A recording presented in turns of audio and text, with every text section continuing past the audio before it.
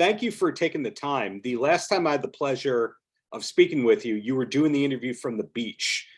Cold weather out there, but do you do a lot of interviews from the beach these days?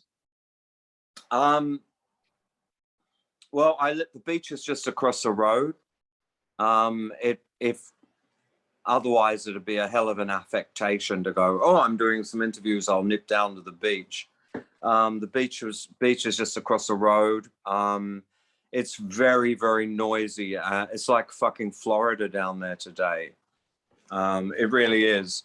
So you couldn't do an interview if you tried. It's just, it's like jam-packed with people everywhere.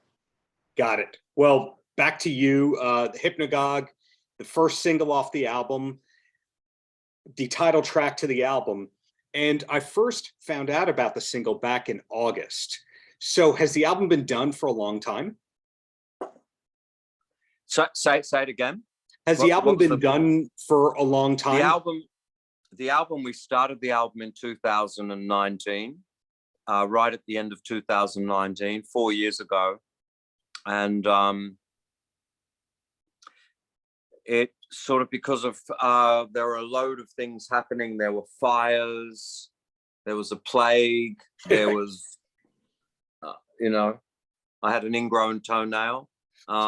Everything went wrong. And I think it was oh God, I'm losing, you know, I can't tell the difference between 21 and 22.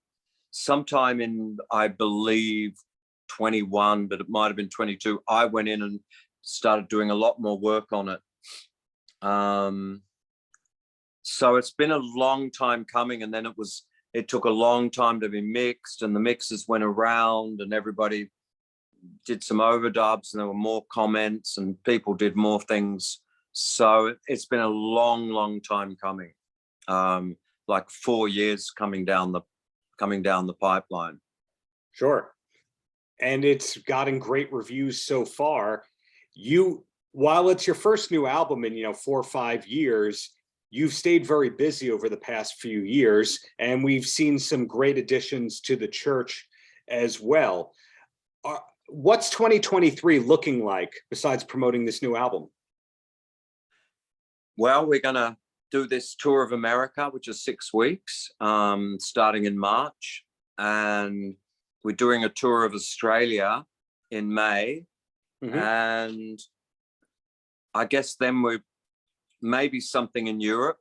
I'm not sure. And I guess then we sit back and see if people want us to be anywhere else, doing anything else. I guess I put 2023 largely aside to work on anything to do with the church. So I'm just waiting to see how it also pans out. At this point in your career, and this is a compliment, the church is a classic rock band. Yes, you put out new music, but when I grew up, we thought of classic rock as Jethro Tull or the Allman Brothers. And now, given the hits that you've had and the longevity you have, you're a classic rock band. Is that a good thing in your eyes? Yes. Yes, it is. Look, I think it's, look, I always say this. I grew up in the era with the Beatles, when the Beatles first came out, and I watched them go all the way. And they were able to be all things to all people. They were an instant classic rock band. They were pop stars. They had hit singles. They pushed the boundaries of art. They pushed the boundaries of recording.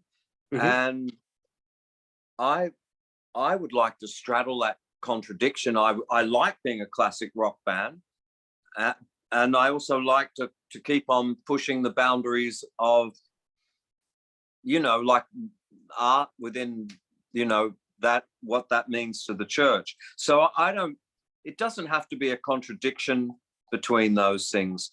And have you listened to Jethro Tull lately?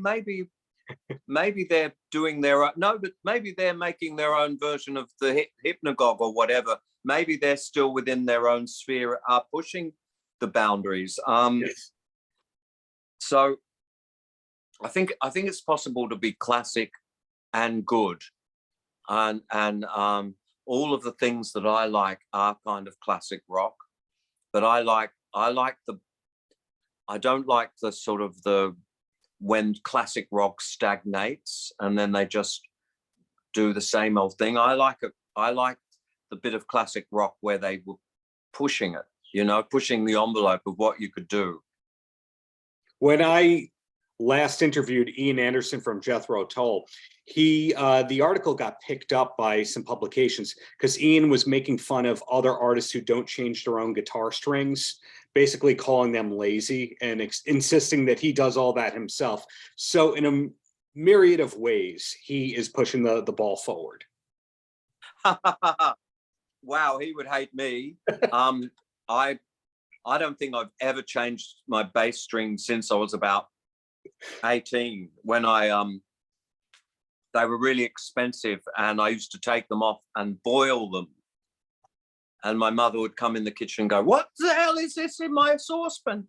And I was boiling my bass strings because they were too expensive to buy new ones. And you put them back on, you get some more life out of them.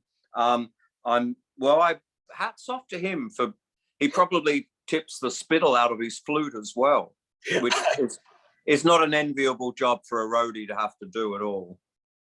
Absolutely not. And another thing that I'm curious about with the Church, in theme of being a classic rock band, again, my words, not yours, were the hits the same everywhere in the world? And let me give you where I'm going with that. If you talk about a band like OMD, If You Leave was the #1 hit in America, and then the other songs are lesser. And If You Leave was not such a big hit in the UK. So in the case of the Church, were the hits the same everywhere? No.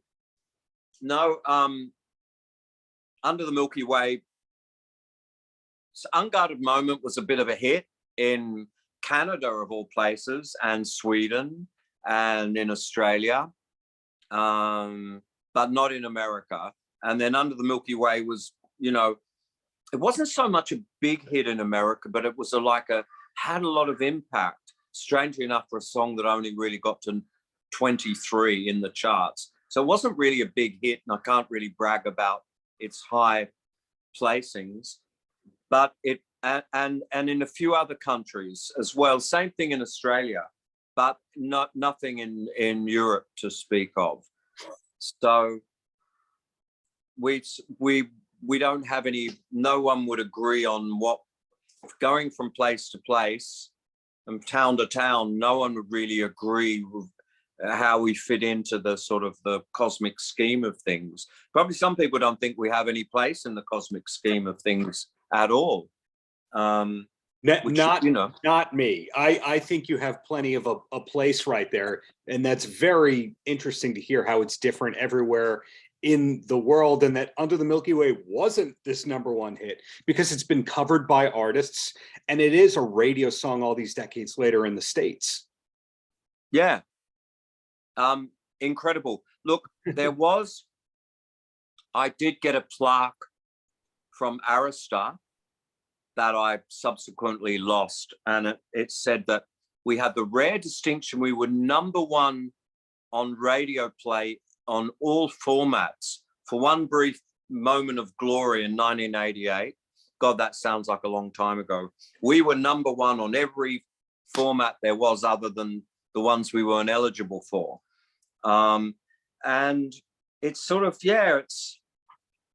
it's one of those strange things. It had a lot more, it sort of had a lot more oomph and clout than it would seem to have had, you know, like it seemed like it would be like any other song. And most songs that you release, they come and go to the general public, but that song has sort of remained and gets used in films and advertisements and opening ceremonies, and people cover it and people talk about it, and it sort of has its success is all out of proportion to what actually happened at the time. Whereas songs that might have been #1 in that year, in 1988, I could say, "Hey, remember this song?" And people go, "No, you know, that's completely faded from memory." But Under the Milky Way just came at the right time, the zeitgeist, you know, all that stuff, and did its thing and sort of remained there.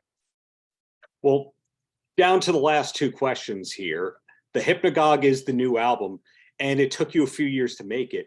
Are there leftovers, or at least have you started thinking about another album? There are quite a few leftovers. There are some really, really good leftovers that I'm not sure what's happening, like things that just couldn't fit on the album, which, you know, just sheerly through, you know, the physical space of getting it all onto a record, we couldn't. So I can think of 2 or 3 tracks are really as good as anything that made the album. And there are lots of okay tracks that are sort of left over as well.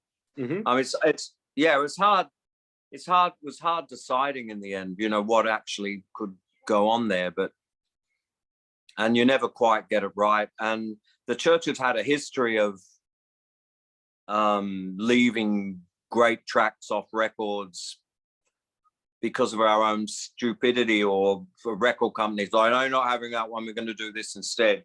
Some of our best tracks ever weren't on the real records. They were sort of on a sort of subsequent sort of, you know, obscure things. There was a record called Back with Two Beasts that contained all these tracks that didn't get on our real records, and the tracks on that were really brilliant.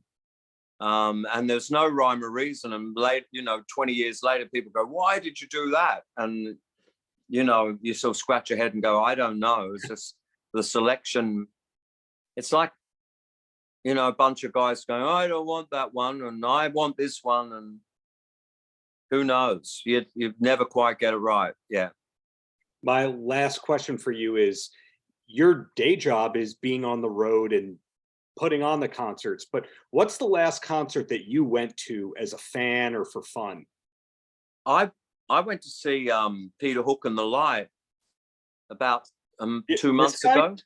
Hooky, yeah. There you go. What a coincidence. Yeah, that guy there. I went to see that in Sydney, and was truly excellent. Like, you know, you can't go wrong. He played everything I wanted to hear. I love Joy Division. I wanted to hear the 2 Joy Division records, but then the ones outside of that he played, In a Lonely Place and Ceremony, and it was all the songs I wanted to hear. And it was a great night, a really great night. So what I've learned today, new music coming in the near future. You like great music. Jethro tells Ian Anderson is wrong about the guitar strings because great artists don't change their strings. And just keep checking the websites because you're going to be touring the world in 2023 and 2024. Correct. Steve, thank you for your time. Okay, mate. Best of luck. Have a great rest of the day. Bye. See you later. Paltrocast.